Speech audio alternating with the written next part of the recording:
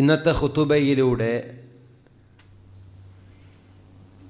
വിശുദ്ധ ഖുർആനുമായി ബന്ധപ്പെട്ട് ചില അടിസ്ഥാനങ്ങൾ നിങ്ങളുടെ ശ്രദ്ധയിൽ കൊണ്ടുവരാനാണ് ഉദ്ദേശിക്കുന്നത്. എന്താണ് ഖുർആൻ എന്ന് ചോദിച്ചാൽ, അൽ ഖുർആനു കിതാബുല്ലാഹ്, വിശുദ്ധ ഖുർആൻ അള്ളാഹുവിൻ്റെ കിതാബാണ് എന്നതാണ് അതിൻ്റെ ഉത്തരം. ഖുർആനിൽ ഒരുപാട് സ്ഥലങ്ങളിൽ അൽ കിതാബ് എന്ന് വിശുദ്ധ ഖുർആനിനെ വിശേഷിപ്പിച്ചതായി നമുക്ക് കാണാൻ കഴിയും. ദാലിക്കൽ കിതാബു ലാ റൈബ ഫീഹി ഹുദൽ ലിൽ മുത്തഖീൻ, ഇതാകുന്നു ഗ്രന്ഥം, ഇതിൽ യാതൊരു സംശയവുമില്ല, സൂക്ഷ്മത പാലിക്കുന്ന ആളുകൾക്ക് നേർമാർഗം കാണിക്കുന്നതാകുന്നു ഇത് എന്ന് അല്ലാഹു തആല സൂറത്തുൽ ബഖറയിലെ 2-ാമത്തെ ആയത്തിലൂടെ പറയുന്നുണ്ട്. കിതാബ് എന്ന് പറയുമ്പോൾ എന്തുകൊണ്ട് ആ പേര് വന്നു? അല്ലാഹു സുബ്ഹാനഹു വ തആലയുടെ ലൗഹുൽ മഹ്ഫൂദിൽ രേഖപ്പെടുത്തി വെക്കപ്പെട്ടതാണ് കിതാബ്, ഖുർആൻ. കിതാബ് എന്ന് പറഞ്ഞാൽ എഴുതപ്പെട്ടത് എന്നാണ് അതിൻ്റെ അർത്ഥം. അതുപോലെ തന്നെ മലക്കുകളുടെ കരങ്ങളിലുള്ള ഏടുകളിലും ഇത് എഴുതപ്പെട്ടിട്ടുണ്ട്. അതുപോലെ തന്നെ മുസ്ഹഫുകളിൽ എഴുതപ്പെടുന്നതാണ് അത് എന്നതുകൊണ്ടുമാണ് ആ പേരതിനുള്ളത് എന്ന് മനസ്സിലാക്കാൻ കഴിയും. നബി സല്ലല്ലാഹു അലൈഹി വസല്ലമയുടെ കാലഘട്ടത്തിൽ ഇതുപോലെ ഒരു മുസ്ഹഫായി ഓരോ പേജുകളും മുഴുവനായിട്ട് ഒരുമിച്ച് ക്രോഡീകരിക്കപ്പെട്ടിട്ടില്ലെങ്കിലും അന്നും വിശുദ്ധ ഖുർആൻ ഫലകങ്ങളിലും മറ്റുമൊക്കെ രേഖപ്പെടുത്തിയിട്ടുള്ളതായി കാണാൻ കഴിയും. അതുപോലെ തന്നെ വിശുദ്ധ ഖുർആനിൻ്റെ ഏറ്റവും വലിയ പ്രത്യേകത അത് അള്ളാഹുവിൻ്റെ കലാമാണ് എന്നുള്ളതാണ്. നബി സല്ലല്ലാഹു അലൈഹി വസല്ലമ പറയാറുണ്ട്, ഖൈറുൽ കലാമി കലാമുല്ലാഹ്, വാക്കുകളിൽ വെച്ച് ഏറ്റവും നല്ല വാക്ക് അത് അള്ളാഹുവിൻ്റെ വാക്കാകുന്നു. ഏറ്റവും നല്ല സംസാരം അള്ളാഹു പറയുന്നുണ്ട്, അല്ലാഹു നസ്സല അഹ്സനൽ ഹദീസ്, അല്ലാഹു സുബ്ഹാനഹു വ തആല ഏറ്റവും നല്ല വർത്തമാനം അവതരിപ്പിച്ചിരിക്കുന്നു. വിശുദ്ധ ഖുർആനിനെ സംബന്ധിച്ചാണ് അത് പറഞ്ഞിട്ടുള്ളത്. അവ്യക്തതയില്ലാത്ത, വക്രതയില്ലാത്ത, അസത്യമില്ലാത്ത, അബദ്ധമില്ലാത്ത, നേർമാർഗത്തിലേക്ക് വഴി കാണിക്കുന്ന ഏറ്റവും നല്ല കലാമാണ് വിശുദ്ധ ഖുർആൻ. ഖുർആൻ ഒരിക്കലും അള്ളാഹുവിൻ്റെ മഖ്ലൂഖല്ല, അള്ളാഹുവിൻ്റെ ഖൽഖല്ല, അള്ളാഹുവിൻ്റെ കലാമാണ്, അള്ളാഹിൻ്റെ സൃഷ്ടിയല്ല. അത് നമ്മൾ അനിവാര്യമായി മനസ്സിലാക്കണം. ഖുർആൻ അള്ളാഹുവിൻ്റെ സൃഷ്ടിയല്ല, അത് അള്ളാഹുവിൻ്റെ വാക്കാകുന്നു, സംസാരമാകുന്നു. വിശുദ്ധ ഖുർആനിൻ്റെ മറ്റൊരു പ്രത്യേകത, ഖുർആൻ 23 വർഷങ്ങൾക്കിടയിൽ പല ഘട്ടങ്ങളിലായി കൊണ്ടാണ് ഇറങ്ങിയത് എങ്കിലും അതിനു മുമ്പ് തന്നെ അല്ലാഹു സുബ്ഹാനഹു വ തആല അവൻ്റെ ലൗഹുൽ മഹ്ഫൂദിൽ നിന്ന് 1-ാമത്തെ ആകാശത്തിലെ ബൈത്തുൽ ഇസ്സയിലേക്ക് അവതരിപ്പിച്ചിട്ടുണ്ട്. എന്ന് പറഞ്ഞാൽ ആദ്യമേ ഖുർആൻ മൊത്തത്തിൽ അല്ലാഹു തആല അവതരിപ്പിച്ചിരിക്കുന്നു. ഭൂമിയിലേക്കാണ് അല്ലാഹു തആല വ്യത്യസ്ത ഘട്ടങ്ങളായി കൊണ്ട് അത് അവതരിപ്പിച്ചിട്ടുള്ളത്.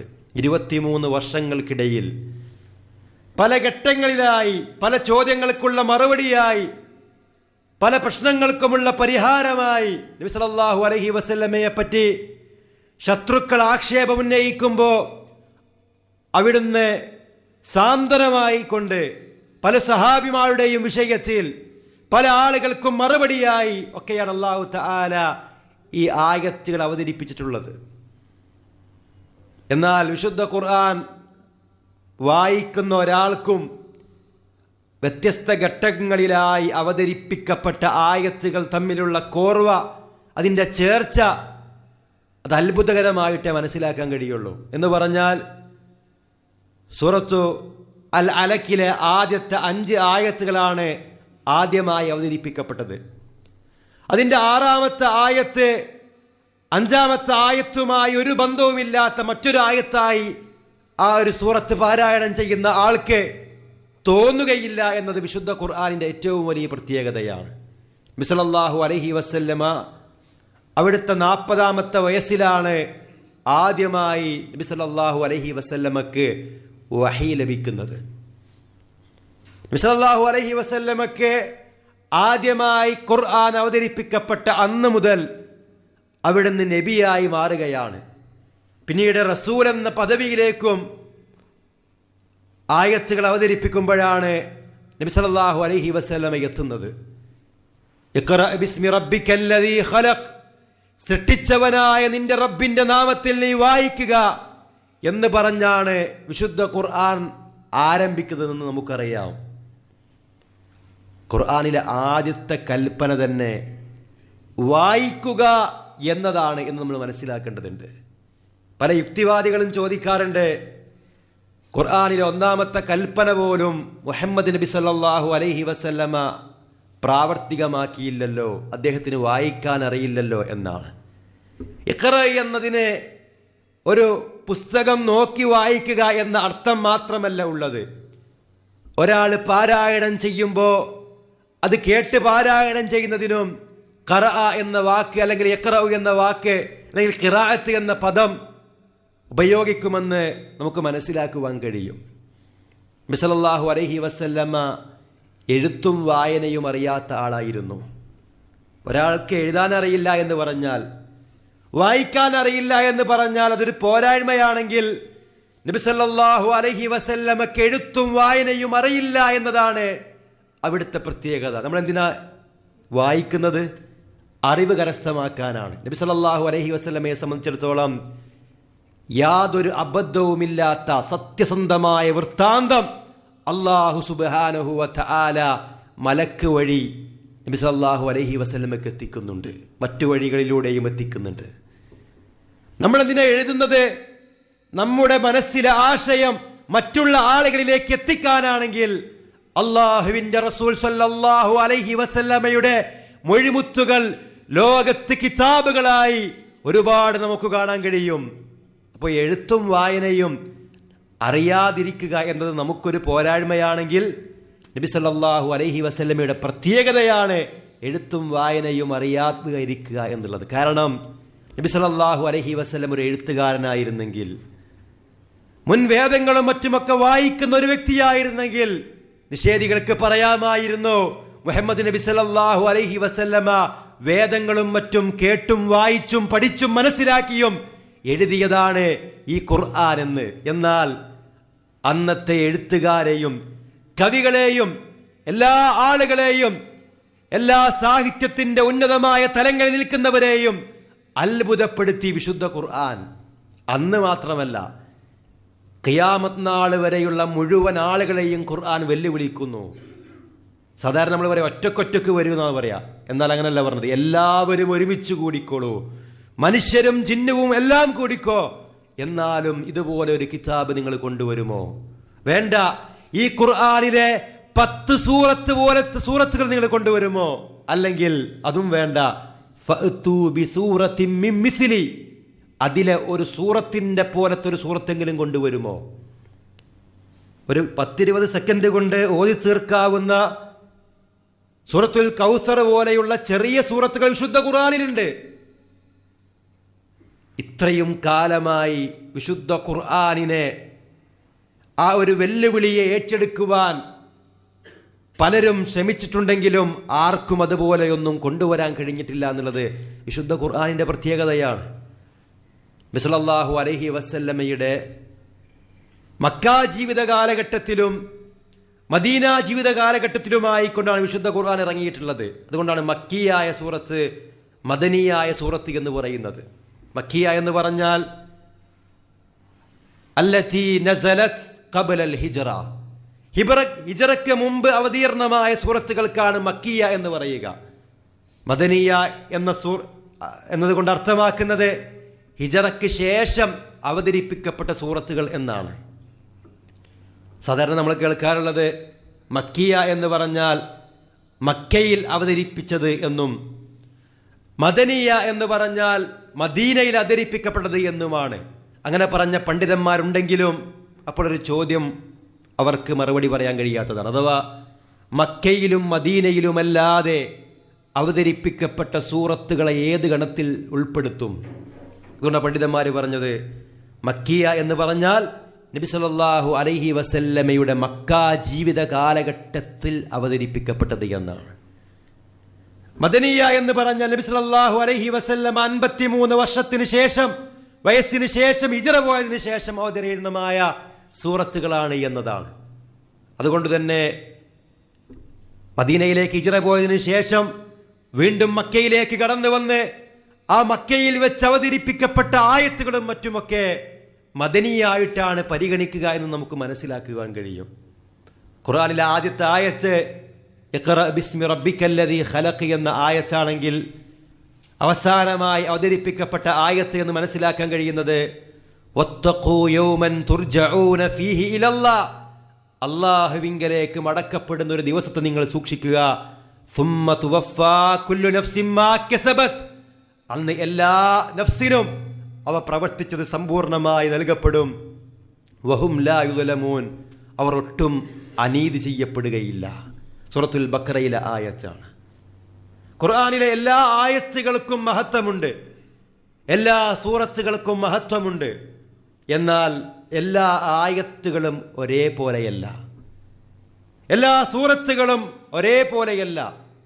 സൂറത്തുൽ ബഖറ പോലെ 2.5 ജുസ്ഓളം വരുന്ന വലിയ സൂറത്തുകളുണ്ട്. സൂറത്തുൽ നസ്ർ, സൂറത്തുൽ കൗസർ തുടങ്ങിയ അതേപോലെയുള്ള ചെറിയ സൂറത്തുകളുണ്ട്. വലിയ വലിയ ആയത്തുകളുള്ള സൂറത്തുകളുണ്ട്, ചെറിയ ചെറിയ ആയത്തുകളുള്ള സൂറത്തുകളുണ്ട്. ആയത്തുദ്ദൈൻ എന്ന ആയത്ത്, കടവുമായി ബന്ധപ്പെട്ട ആയത്ത്, ഒരു പേജ് നിറയെ ഉണ്ട്. എന്നാൽ ഒരക്ഷരം, 2 അക്ഷരം, 3 അക്ഷരം അഥവാ കേവലാക്ഷരങ്ങൾ കൊണ്ട് തുടങ്ങുന്ന സൂറത്തുകൾ നമുക്ക് കാണാൻ കഴിയും. ഇതൊക്കെ ഖുർആനിന്റെ വൈവിധ്യമാണെന്ന് നമുക്ക് കാണാൻ കഴിയുന്നതാണ്. മാത്രവുമല്ല വിശുദ്ധ ഖുർആനിന്റെ സൂറത്തുകളുടെ പേര് അതിനൊരു പ്രത്യേകതയുണ്ട്. അഥവാ ആ ഖുർആനിലെ സൂറത്തിന്റെ പേര് പറയുകയും ആ പേരുമായി ബന്ധപ്പെട്ട വിഷയങ്ങൾ മാത്രം ചർച്ച ചെയ്യുകയും ചെയ്യുന്ന ഒരു ശൈലിയല്ല ഖുർആനിലുള്ളത്. ഉദാഹരണത്തിന് സൂറത്തുൽ ബഖറ എന്ന് പറയുമ്പോൾ പശുവിനെ പറ്റി മാത്രം ചർച്ച ചെയ്യുന്ന ഒരു അവസ്ഥയല്ല. ആ സൂറത്തിൽ ബനു ഇസ്രായേലുകാരോട് പശുവിനെ അറുക്കാൻ പറഞ്ഞൊരു സംഭവത്തെ പറ്റി പറയുന്നുണ്ട്. അതുകൊണ്ടാണ് ആ സൂറത്തിന് അങ്ങനെ പേര് നൽകപ്പെട്ടത്. ആൽ ഇമ്രാൻ എന്ന് പറയുമ്പോൾ ഇമ്രാൻ കുടുംബവുമായി ബന്ധപ്പെട്ട് ആ സൂറത്തിൽ അല്ലാഹു തആല പരാമർശിക്കുന്നുണ്ട്. അതുകൊണ്ട് അങ്ങനെ പേര് ലഭിക്കുന്നു. ചില സൂറത്തിന്റെ പേര് ആ സൂറത്തിൽ നോക്കിയാൽ നമുക്ക് കാണാൻ കഴിയില്ല. ചില സൂറത്തിന്റെ ഉദാഹരണത്തിന് സൂറത്തുൽ ഫാത്തിഹ എന്ന് നമ്മൾ ആ സൂറത്തിൽ നോക്കിയാൽ കാണാൻ കഴിയില്ല. ഫ എന്ന അക്ഷരമില്ലാത്ത സൂറത്താണത്. സൂറത്തുൽ ഇഖ്ലാസിന്റെ പേര് ആ സൂറത്തിൽ നോക്കിയാൽ കാണാൻ കഴിയില്ല. പിന്നെ എങ്ങനെ മനസ്സിലായി ആ സൂറത്തിന്റെ പേര് ഇഖ്ലാസ് ആണെന്ന്? പിന്നെ നമുക്ക് എങ്ങനെ മനസ്സിലായി ആദ്യത്തെ സൂറത്തിന്റെ പേര് സൂറത്തുൽ ഫാത്തിഹയാണെന്ന്? അത് റസൂലുള്ളാഹി സ്വല്ലല്ലാഹു അലൈഹി വസല്ലമ വഹീന്റെ അടിസ്ഥാനത്തിൽ നമ്മെ പഠിപ്പിച്ചു. അഊദു ബില്ലാഹി മിനശ് ശൈത്വാനിർ റജീം എന്നത് വിശുദ്ധ ഖുർആൻ മുഴുവൻ പരതിയാലും നമുക്ക് കാണാൻ കഴിയില്ല. അങ്ങനെ ഒരു ആയത്ത് ഖുർആനിലില്ല. അഊദു ബില്ലാഹി മിനശ് ശൈത്വാനിർ റജീം എന്നൊരു ആയത്ത് വിശുദ്ധ ഖുർആനിൽ നമുക്ക് കാണാൻ കഴിയില്ല. പിന്നെ എന്തുകൊണ്ട് നമ്മൾ അഊദു ചൊല്ലുന്നു? അല്ലാഹുവിന്റെ റസൂൽ സ്വല്ലല്ലാഹു അലൈഹി വസല്ലം നമുക്ക് പഠിപ്പിച്ചു തന്നു. അതുപോലെ തന്നെ ഫാത്തിഹ ചൊല്ലിക്കഴിഞ്ഞാൽ ആമീൻ എന്ന് നമ്മൾ പറയുന്നു. അതെങ്ങനെ? റസൂലുള്ളാഹി സ്വല്ലല്ലാഹു അലൈഹി വസല്ലം നമുക്ക് പഠിപ്പിച്ചു തന്നു. ഇപ്പൊ ഖുർആൻ അത് കൃത്യമായി നമ്മൾ മനസ്സിലാക്കണമെങ്കിൽ അതിന്റെ വിശദീകരണമായ ഹദീസും അനിവാര്യമാണ്. ചില ആയത്തുകൾ നമ്മൾ വായിക്കുമ്പോൾ തന്നെ അതിന്റെ ആശയം നമുക്ക് മനസ്സിലാകും. ചില ആയത്തിന്റെ ആശയം മനസ്സിലാക്കണമെങ്കിൽ മറ്റായത്തുകൾ കൂടി നമ്മൾ വായിക്കേണ്ടി വരും.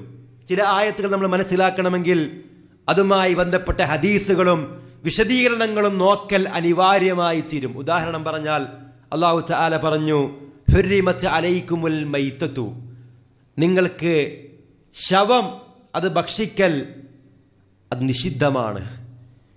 വളരെ കൃത്യമായി അല്ലാഹു പറഞ്ഞു ഹുർരിമത്ത് അലൈക്കുമുൽ മൈത്തതു. എന്നാൽ നമ്മൾ മത്സ്യം ഭക്ഷിക്കാറുണ്ട്. ചത്ത മീനിനെയാണ് നമ്മൾ കഴിക്കാറുള്ളത്. മീൻ ആരും അറുത്തുകൊണ്ട് കഴിക്കാറില്ല. എന്തുകൊണ്ടാണ്? നബി സല്ലല്ലാഹു അലൈഹി വസല്ലമ പറഞ്ഞിട്ടുണ്ട് മത്സ്യം ചത്താലും നമുക്ക് കഴിക്കാമെന്ന വിഷയം. ഇപ്പൊ ഖുർആനിന്റെ ആയത്തിന്റെ വിശദീകരണം ആ ഹദീസിൽ നിന്ന് നമുക്ക് മനസ്സിലാക്കാൻ കഴിയുന്നു. ചില ആയത്തുകളുടെ വിശദീകരണം മറ്റു ചില ആയത്തുകളിലായിരിക്കും. ഒരിക്കൽ അല്ലദീന ആമനു വലം യൽബിസു ഈമാനുഹും ബിളുൽമിൻ എന്ന ആയത്ത് അവതരിക്കപ്പെട്ടപ്പോൾ സഹാബിമാർ നബിയോട് ചോദിച്ചു, അല്ലാഹുവിന്റെ റസൂലേ, ഈമാനിൽ ദുൽമ കലർത്താത്ത ആളുകൾക്ക് നിർഭയത്വമുണ്ട് എന്ന് പറയുമ്പോൾ ഞങ്ങളിൽ ആരാണ് ദുൽമ കലർത്താതിരിക്കുക, അഥവാ ഞങ്ങൾക്ക് അക്രമങ്ങളും തിന്മകളുമൊക്കെ വന്നു പോകാറില്ലേ എന്ന രൂപത്തിൽ പറഞ്ഞു. നബി സല്ലല്ലാഹു അലൈഹി വസല്ലം പറഞ്ഞു, ഇവിടെ ഉദ്ദേശിക്കുന്നത് അതല്ല. നിങ്ങൾ കേട്ടിട്ടില്ലേ ലുഖ്മാൻ തന്റെ മകനോട് പറഞ്ഞത്, യാ ബുനയ്യ ലാ തുശ്രിക് ബില്ലാഹ് ഇന്ന ശിർക ലദുൽമുൻ അലീം, മോനെ നീ അല്ലാഹുവിൽ പങ്കു ചേർക്കരുത്. തീർച്ചയായും അല്ലാഹുവിൽ പങ്കു ചേർക്കുന്നത് മഹാ അക്രമമാകുന്നു. ഇവിടെ ദുൽമ് എന്നതുകൊണ്ട് ഉദ്ദേശിക്കുന്നത് ഷിർക്കിനെ സംബന്ധിച്ചാണ് എന്നാണ്. അതുപോലെ തന്നെ സൂറത്തു സുമറിൽ അല്ലാഹു പറഞ്ഞു കന്നുകാലികളിൽ നിന്ന് 8 വിഭാഗത്തെ എന്ന് പറയുന്നുണ്ട്. അതേതാണെന്ന് സൂറത്തുൽ അൻആമിൽ ആ 8 വിഭാഗത്തെയും അല്ലാഹു തആല എണ്ണി പറയുന്നതായി നമുക്ക് കാണാൻ കഴിയും. മാത്രവുമല്ല ഖുർആനിന്റെ മറ്റൊരു പ്രത്യേകത, ഒരുപാട് ഉപദേശങ്ങൾ നിറഞ്ഞു നിൽക്കുന്നതാണ് ഖുർആൻ. ഒരുപാട് ഉപദേശങ്ങൾ. വായിക്കുക, ഉഅ്ബുദൂ റബ്ബക്കും, നിങ്ങൾ നിങ്ങളുടെ റബ്ബിനെ ആരാധിക്കുക, വബിൽ വാലിദൈനി ഇഹ്സാന, മാതാപിതാക്കൾക്ക് നന്മ ചെയ്യുക, വഖൂലു ലിന്നാസി ഹുസ്ന, നിങ്ങൾ ജനങ്ങളോട് നല്ലത് സംസാരിക്കുക, വലാ തുസഇറ ഖദ്ദക ലിന്നാസ്, നീ ജനങ്ങളോട് കവിൾ കോട്ടരുത്, വലാ തംശി ഫിൽ അർളി മർഹ, നീ ഭൂമിയിലൂടെ അഹന്തയോടുകൂടി നടക്കരുത്, വഖ്സിദ് ഫീ മശീക്, നിന്റെ നടത്തത്തിൽ നീ മിതത്വം പാലിക്കുക, വഅളുൽ മിൻ സൗതിക്, നിന്റെ ശബ്ദത്തെ നീ താഴ്ത്തുക. എത്രയെത്ര കൽപ്പനകളാണ്. വഅമുർ ബിൽ മഅറൂഫ്, സദാചാരം കൽപ്പിക്കുക, വൻഹ അനിൽ മുൻകർ, ദുരാചാരം വിലക്കുക, വസ്ബിർ അലാ മാ അസ്വാബക്, നിനക്ക് ബാധിച്ച വിഷമതകളിൽ നീ ക്ഷമിക്കുക, അഖീമുസ്സലാ, നമസ്കാരം മുറ പോലെ നിർവഹിക്കുക, വആതു സക്കാ, നിങ്ങൾ സക്കാത്ത് നൽകുക, അത്തിഉല്ലാഹ വ റസൂല, അല്ലാഹുവിനെയും റസൂൽ സ്വല്ലല്ലാഹു അലൈഹി വസല്ലമയെയും അനുസരിക്കുക. എത്രയെത്ര ഉപദേശങ്ങളാണ്. ഫലാ തദ്ഉ മഅല്ലാഹി അഹദാ, അല്ലാഹുവിന്റെ കൂടെ വേറെ ആരെയും നീ വിളിച്ചു പ്രാർത്ഥിക്കരുത്, വലാ തുശ്രികൂ ബിഹി ഷൈആ, അല്ലാഹുവിൽ നീ യാതൊന്നിനെയും പങ്കു ചേർക്കരുത്. എത്രയെത്ര കൽപ്പനകളാണ്. ആമിനു ബില്ലാഹി വ റസൂലി, അല്ലാഹുവിലും അവന്റെ റസൂലിലും നിങ്ങൾ വിശ്വസിക്കുക. എത്രയെത്ര ഉപദേശങ്ങളും നിർദ്ദേശങ്ങളുമാണ് വിശുദ്ധ ഖുർആൻ നൽകുന്നത്. വലാ തുഫ്സിദൂ ഫിൽ അർളി ബഅദ ഇസ്ലാഹിഹാ, ഭൂമിയിൽ നന്മ വന്നതിന് ശേഷം നീ ഒരിക്കലും ഭൂമിയിൽ കുഴപ്പമുണ്ടാക്കരുത്. എത്രയെത്ര നല്ല നല്ല സന്ദേശങ്ങളാണ് വിശുദ്ധ ഖുർആൻ നൽകുന്നത്. പിശാചിന്റെ കാൽപാദങ്ങളെ പിൻപറ്റരുത്, സമർപ്പിക്കുക, സമ്പൂർണമായി അല്ലാഹുവിലേക്ക് മടങ്ങുക, എല്ലാം അല്ലാഹുവിന് സമർപ്പിക്കുക, ദുഖുലു ഫിസ്സിൽമി കാഫ തുടങ്ങിയിട്ടുള്ള ഒട്ടനവധി ഉപദേശങ്ങളും നിർദ്ദേശങ്ങളും നമുക്ക് കാണാൻ കഴിയും. ഇത് ഖുർആന്റെ പ്രത്യേകതയാണ്. മാത്രവുമല്ല പല ചരിത്ര സംഭവങ്ങളും വിശുദ്ധ ഖുർആനിലുണ്ട്. യൂസുഫ് അലൈഹിസ്സലാമിന്റെ ചരിത്രം സൂറത്ത് യൂസുഫിലുണ്ട്. മുഴുവൻ ആ സൂറത്തിൽ മുഴുവനും, ഏകദേശം ആ സൂറത്ത് മുഴുവനും യൂസുഫ് അലൈഹിസ്സലാമിന്റെ ചരിത്രം മാത്രമാണ്. എന്നാൽ മൂസ നബി അലൈഹിസ്സലാമിന്റെ ചരിത്രമോ സൂറത്തുൽ ബഖറയിൽ, സൂറത്തു ത്വാഹയിൽ, സൂറത്തു ശുഅറായിൽ, സൂറത്തുൽ ഖസസിൽ, മറ്റു സൂറത്തുകളിലൊക്കെ ഇങ്ങനെ പരന്നു കിടക്കുകയാണ്. ഓരോന്നും വ്യത്യസ്ത രൂപത്തിലുള്ള വൈവിധ്യമാർന്ന വൈരുദ്ധ്യമില്ലാത്ത ആഖ്യാനങ്ങളും മറ്റുമൊക്കെയാണെന്ന് നമുക്ക് കാണാൻ കഴിയും. അതുപോലെ തന്നെ വിശുദ്ധ ഖുർആനിന്റെ പല പ്രവചനങ്ങളും അത് ആ ആയത്തുകൾ അവതരിപ്പിക്കപ്പെട്ട് വർഷങ്ങൾക്കുള്ളിൽ തന്നെ പുലർന്ന് കാണുന്ന കാഴ്ചകൾ മുൻഗാമികൾ അതിന് സാക്ഷ്യം വഹിച്ചതാണ്. ഇതൊക്കെ ഖുർആനിന്റെ പ്രത്യേകതയാണ്. ഇനി ഖുർആനിന്റെ ശാസ്ത്രീയമായ പരാമർശങ്ങൾ, ഒരിക്കലും ശാസ്ത്രം പഠിപ്പിക്കാൻ വേണ്ടി അവതരിപ്പിക്കപ്പെട്ട കിതാബല്ല വിശുദ്ധ ഖുർആൻ.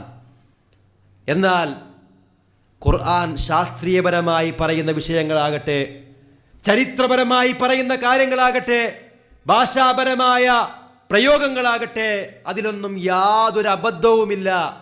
അബദ്ധമുണ്ടെന്ന് തെളിയിക്കുവാൻ വേണ്ടി കടന്നു വന്ന ആളുകൾ അവർ പിന്നീട് അവർക്ക് ബോധ്യപ്പെടുന്നു, ഖുർആനിലല്ല അബദ്ധമുള്ളത്, ഞങ്ങൾ ഇന്ന് വരെ മനസ്സിലാക്കിയ കാര്യങ്ങളിലായിരുന്നു അബദ്ധമുള്ളത്, ഇപ്പോൾ ഞങ്ങൾക്ക് ബോധ്യപ്പെടുന്നു ഞങ്ങൾ മനസ്സിലാക്കിയ തെറ്റാണെന്ന്.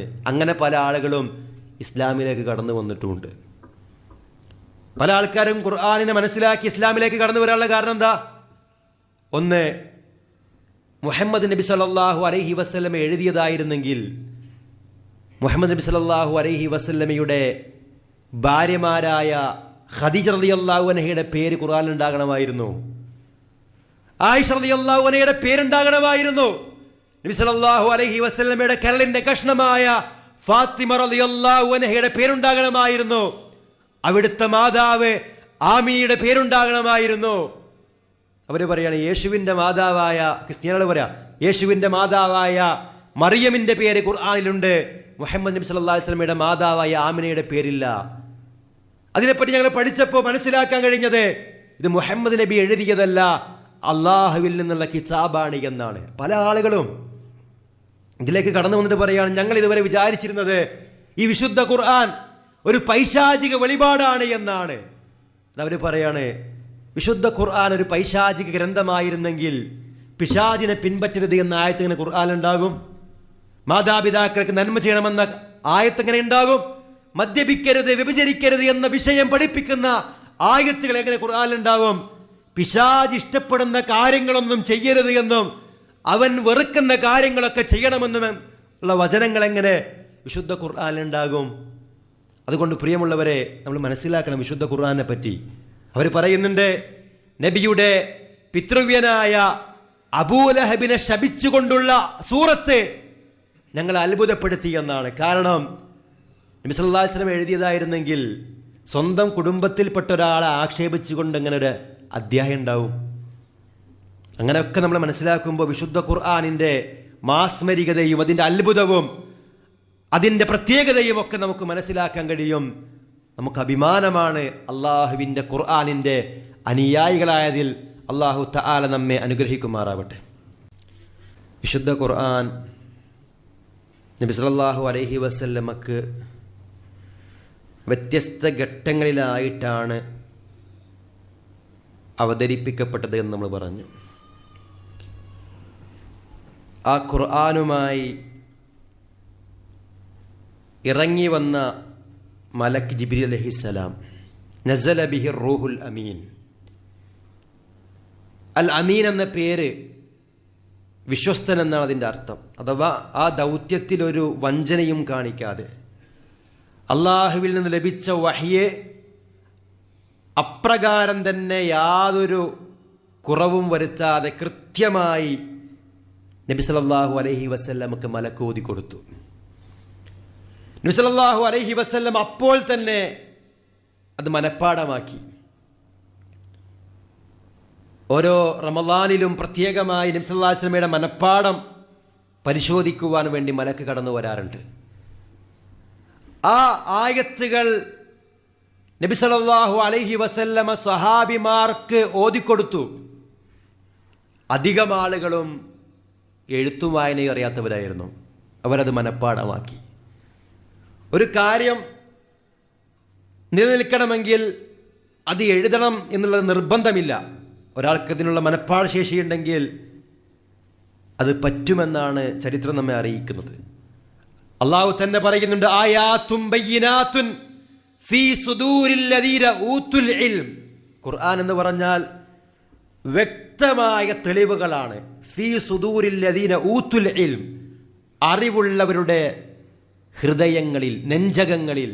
സൂറത്തുൽ അൻകബൂത്തിന്റെ 49-ാമത്തെ ആയത്താണ്.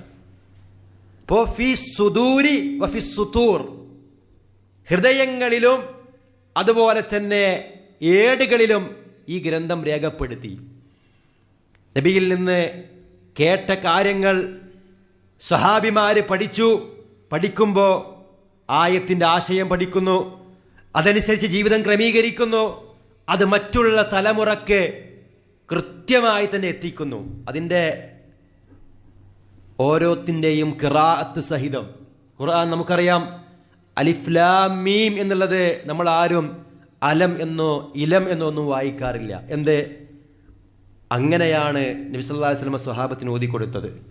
സ്വഹാബത്തെ അടുത്ത തലമുറക്ക് അങ്ങനെയാണ് ഓതിക്കൊടുത്തത് എന്ന് പറഞ്ഞാൽ സനദ് പ്രകാരം മുത്തവാത്തിറായി വിശുദ്ധ ഖുർആൻ നമ്മിലേക്ക് എത്തി എന്നുള്ളതാണ് അതിൻ്റെ പ്രത്യേകത. യാതൊരു കളങ്കവും ഒരു ബാത്തിലും വിശുദ്ധ ഖുർആനിൽ നമുക്ക് കാണാൻ കഴിയില്ല. ഇനി മാത്രവുമല്ല,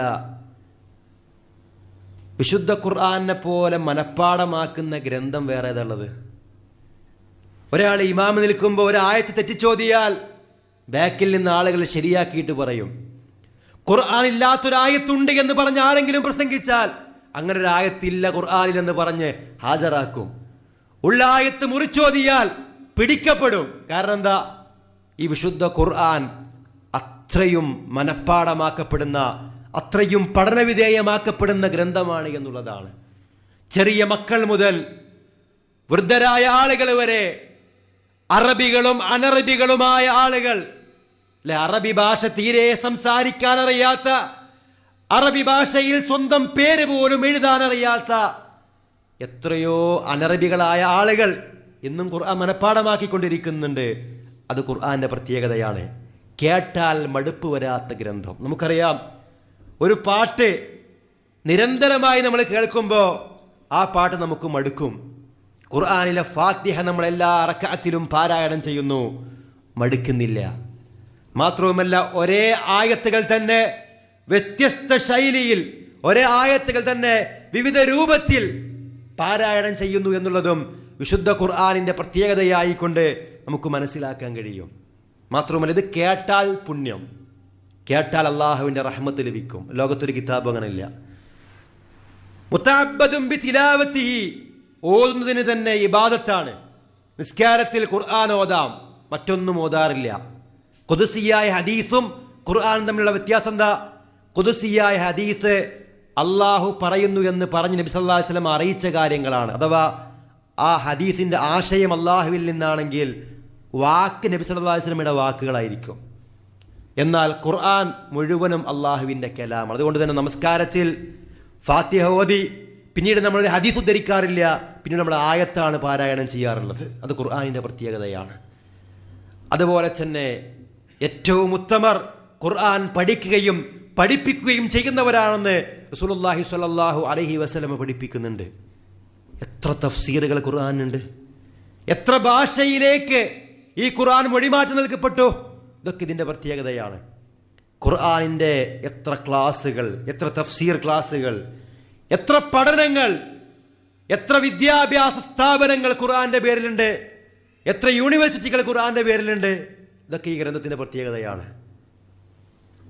ഇതുവരെ ഒരു മാറ്റവും ആർക്കും വരുത്താതെ അള്ളാഹുവിൻ്റെ ആ കലാം അത് തന്നെയാണ് എല്ലാത്തിനും മേലെയുള്ളത്. സൃഷ്ടികളുടെ വാക്കും സൃഷ്ടികർത്താവായ അള്ളാഹുവിൻ്റെ വാക്കും തമ്മിൽ വലിയ വ്യത്യാസമുണ്ട്. അള്ളാഹുവും സൃഷ്ടികളും തമ്മിലുള്ള വ്യത്യാസത്തെ പോലെ. അതുകൊണ്ട് പ്രിയമുള്ള സഹോദരങ്ങളെ, നമ്മളത് പഠിക്കണം. വിശുദ്ധ ഖുർആൻ കൃത്യമായിട്ട് നമ്മൾ പാരായണം ചെയ്യണം. അത് കേൾക്കാൻ നമ്മൾ തയ്യാറാകണം. അതിൻ്റെ ആയത്തുകളെ പറ്റി തദബ്ബുർ ചെയ്യണം, ചിന്തിക്കണം. അതിൻ്റെ തഫ്സീറുകൾ നമ്മൾ വായിക്കണം. കേവലം പാരായണം മാത്രമല്ല, അതിൻ്റെ വിശദീകരണങ്ങളിലേക്ക് നമ്മൾ ഇറങ്ങണം. അതുമായി ബന്ധപ്പെട്ട ക്ലാസ്സുകൾ നമ്മൾ കേൾക്കണം. ഖുർആൻ അനുസരിച്ച് ജീവിതം ക്രമീകരിക്കണം. അല്ലെ, ഖുർആന്റെ ഏറ്റവും വലിയ പ്രത്യേകത 23 വർഷം കൊണ്ട് ഖുർആൻ ഇറങ്ങിയപ്പോഴേക്ക് തന്നെ ആ ഖുർആൻ അനുസരിച്ച് ജീവിക്കുന്ന ഒരു ജനപദത്തെ അള്ളാഹുവിൻ്റെ റസൂൽ സ്വല്ലല്ലാഹു അലൈഹി വസല്ലമ പരിവർത്തിപ്പിച്ചെടുത്തു. എങ്ങനെയുള്ള സമൂഹമായിരുന്നു അവർ? അന്ധകാരങ്ങളിൽ ആണ്ടുകടന്നു വരുന്നവരായിരുന്നവർ. ലഫീ വലാലി മുബീൻ എന്നവർ, വ്യക്തമായ വഴികളിലായിരുന്നു അവർ. മദ്യപാനവും ചൂതാട്ടവും അനാവശ്യമായ യുദ്ധങ്ങളും വ്യഭിചാരവും എല്ലാ രൂപത്തിലുമുള്ള അധാർമികതയും അരങ്ങ് തകർത്തിരുന്ന ആ സമൂഹത്തെ അള്ളാഹുവിന്റെ റസൂൽ സ്വല്ലല്ലാഹു അലൈഹി വസല്ലമ പരിവർത്തിപ്പിച്ചെടുത്തത് ഖുർആൻ അവർക്ക് ഓതിക്കൊടുത്തുകൊണ്ടും യത്ലു അലൈഹിം ആയാതിഹി വയുസക്കീഹിം വയുഅല്ലിമുഹുൽ കിതാബ വൽ ഹിക്മ, അള്ളാഹിന്റെ ആയത്ത് അവർക്ക് ഓതിക്കൊടുത്തു, അവരെ സംസ്കരിച്ചു, വേദവും വിജ്ഞാനവും അവർക്ക് പഠിപ്പിച്ചു കൊടുത്തു. വഇൻ കാനൂ മിൻ ഖബ്ലു ലഫീ ളലാലിൻ മുബീൻ, മുമ്പ് അവർ വ്യക്തമായ വഴികേടിലായിരുന്നു. അതുകൊണ്ട് പ്രിയമുള്ളവരെ, ഈ ഖുർആൻ അതിൻ്റെ അനുയായികളായതിൽ നമ്മൾ അഭിമാനിക്കുകയും ഈ ഖുർആൻ നമുക്കനുകൂലമായി പരലോകത്ത് സാക്ഷ്യം വഹിക്കുവാൻ ആവശ്യമായ രൂപത്തിൽ അതുമായി നല്ല അടുത്ത ആത്മബന്ധം സ്ഥാപിക്കുകയും ചെയ്യുക. അല്ലാഹു തആല നമ്മെ അനുഗ്രഹിക്കുമാറാവട്ടെ.